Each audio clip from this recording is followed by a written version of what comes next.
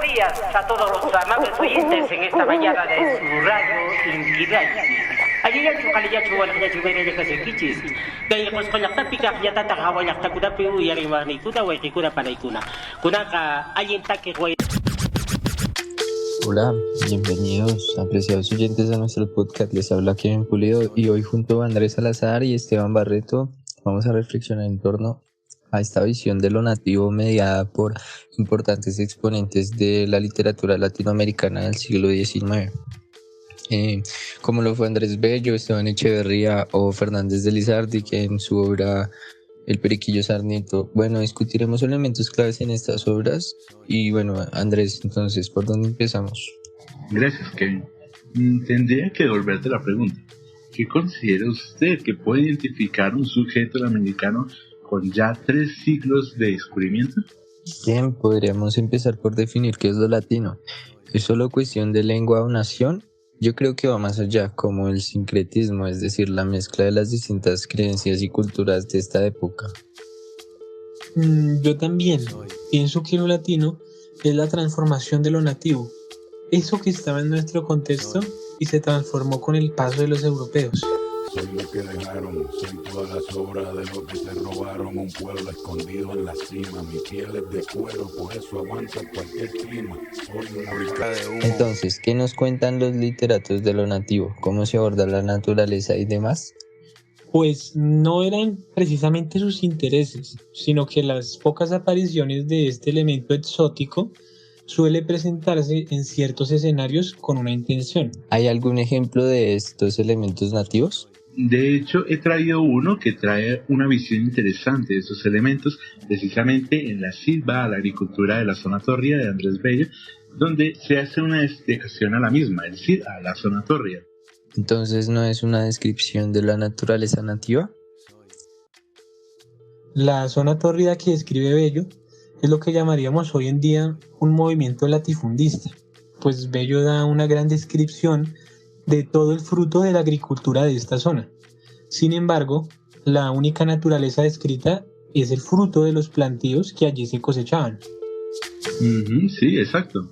Y sospechosamente todos estos cultivos son productos domésticos traídos por los europeos y cultivados en su demanda, por lo que no sería un elemento nativo. De hecho, pues lo nativo sería lo que estuvo atrás de esta zona tórrida y que de hecho Bello menciona en su Silva en esta expansión de lo que podríamos llamar el latifundio en la deforestación de la selva. Como me ha mencionado Stone, lo realmente curioso es cómo Bello presenta lo nativo en palabras de esta expresión, donde sí se hace una mención a la selva nativa, pero con una metáfora que da a entender una conducta hacia la domesticación de este escenario. Creo que sería mejor con un ejemplo. ¿Podrías explicarnos cómo aparece esto en los versos que mencionas? Claro, de hecho traje aquí unos versos y pues el contexto de estos es deforestar la selva o la espesura de la floresta opaca, como curiosamente denominan a Andrés Bello. Entonces, ya de lo que antes era, verdor hermoso y fresca lozaina, solo difuntos troncos, solo cenizas quedan, monumento de la dicha mortal, vulga del viento, mas al vulgo bravío de las tupidas plantas montaraces sucede ya el fructífero plantío. Y bueno, entonces lo curioso de estos versos, a mi parecer, es lo que podríamos decir una postura que se le puede colocar al narrador después de todos estos sucesos de la deforestación que mencionó. Y pues es decir que el narrador se ha posicionado a favor del movimiento latifundista, de la expansión de este movimiento agrario. No solo eso, Andrés, podría decirse que es evidente en tanto a la metáfora espesura de floresta opaca, como si fuese difícil dilucidar la belleza, y vulgo bravío de las túpidas plantas montaraces en vez del ordenado y doméstico de las ordenadas haces de la agricultura. La descripción es clara para mí, y es que de hecho son las únicas frases, junto a verdor hermoso y fresca lozanía, que no dejan expresar lo desordenado. Ok, es evidente que se exalta la naturaleza. Por otra parte, toma partido al parecer despectivamente. Pero la mención de esto podría deberse a la preocupación por la deforestación de la selva. A mi interpretación, no es la mejor manera de referirse a algo que preocupa, aunque su aparición en los versos sí resulta sospechosa. Mm, yo diría que no. En torno al escenario que se nos plantea, considero que es más una invitación del narrador a trabajar la tierra para que sea útil. Por lo tanto, una domesticación de la selva. Bien, se podría decir que el elemento nativo no es muy bien presentado. Tenemos otro ejemplo como algo cultural que refleja la literatura.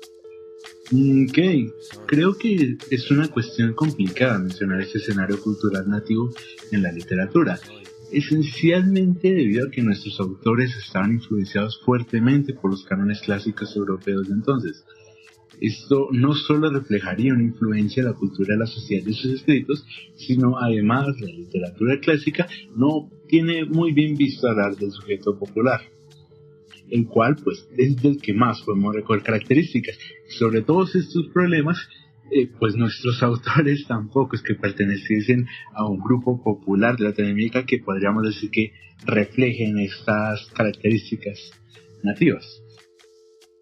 Concuerdo contigo, Andrés, pero considero que hay apariciones de este popular, aunque no con la mirada que esperaríamos, como en El Matadero de Echeverría, por ejemplo, donde representa una serie de personajes populares como un gaucho, trabajadores de la carne, incultos representando a los federalistas. Claro está, todo en un tono muy bajo, pero Echeverría presenta a estos personajes dentro del matadero haciendo cosas rutinarias, aunque son presentadas como si fuese lo más desagradable. ¿Podría esto ser parte de su intención al comparar esto como el matadero? De antemano me sorprende cómo reconcilia sujetos asesinos con lo católico, que es algo muy hispano, y luego presentarlos como bárbaros del populacho. Esto, por una parte, hace una crítica a ese absurdismo. Siento que esta concepción de lo bárbaro sería también en los personajes gauchescos, conocidos por ser cuchilleros. Recuerdo incluso en Funes, el Memorioso, un cuento de Borges. Allí Funes, el narrador, se percibe ante los ojos de él como un cajetilla europeo, que es como llaman en el matadero al unitario, un mentecato cajetilla.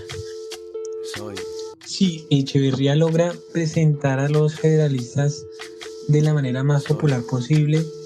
Durante su trabajo, las negras limpian las tripas con una actitud desagradable, el carnicero venerado en su labor sangrienta, el gaucho en su habilidad para atrapar a las bestias, todo en un tono despectivo de lo que realmente es su día a día. Echeverría representa a los federales en estos personajes que son desagradables dentro de su relato. Por lo tanto, son un elemento nativo, popular, salvaje, podríamos decir simple, desagradable, usado para exponer una visión negativa sobre un partido político. Claro, valdría rescatar la lectura que hace Noé Gittrick al respecto. A grandes rasgos dice que la intención de Echeverría es exponer esta paradoja que supone el querer reconciliar estas concepciones desde lo político y desde el mismo lenguaje. O pues como en el caso del Periquillo Sarmiento, en donde se nos presenta un personaje de clase media alta que pues pretende vivir una vida cómoda y fácil estudiando la teología por un tiempo hasta que se nos dan los desafortunados acontecimientos que lo obligan a sufrir a sobrevivir por medio de las letras. Parecería que entonces la obra nos transporta a un contexto donde lo más importante es el disfrute y bienestar propio. Cada quien vela por sí mismo. De esta forma, en la obra encontramos un individuo caracterizado por la superstición y una malicia en la que busca su supervivencia y comodidad. En ese sentido, aquí se encontraría un nativo dentro de la característica que nos muestra Sarmiento, más o menos promedio y planeado bajo la representación viva de una, podríamos llamar una malicia indígena, en lo que encontraríamos acá dentro de este popular, que pues de hecho se nos presenta como algo nocivo. Vaya, aquí me gusta la idea del leprado y el letrado como punto de partida para una crítica. Cabe resaltar de antemano que Lizardi se propuso escribirla para una población mayormente analfabeta, ¿no? Entonces su labor creo que sí es más crítica. No obstante, esta figura del pícaro, que en otras palabras mencionas, es heredada de Europa. Por ahora me hace pensar en el mito del Don Juan, que es muy popular. Bueno, ¿qué podemos concluir entonces para nuestros oyentes? Bueno, para empezar, en la mayoría de las obras hay una natividad escasa y en algunos casos se trata de disimular. Sí, además podemos observar una connotación negativa hacia lo nativo en los ejemplos. Deducimos entonces que las obras son en efecto latinas más que nativas, pues esta última característica resulta ya nociva o exótica. Hasta aquí ha llegado nuestro podcast. Agradecemos a todos por su atención. Esperamos que lo hayan disfrutado y nos vemos en una nueva entrega. Cuídense. Soy lo que dejaron, soy todas las obras de lo que se robaron. Un pueblo escondido en la cima, mi piel es de cuero, por eso aguanta cualquier clima. Soy una fábrica de humo, mano de obra campesina para tu consumo. Frente de frío en el medio del verano, el amor en los tiempos de mi hermano.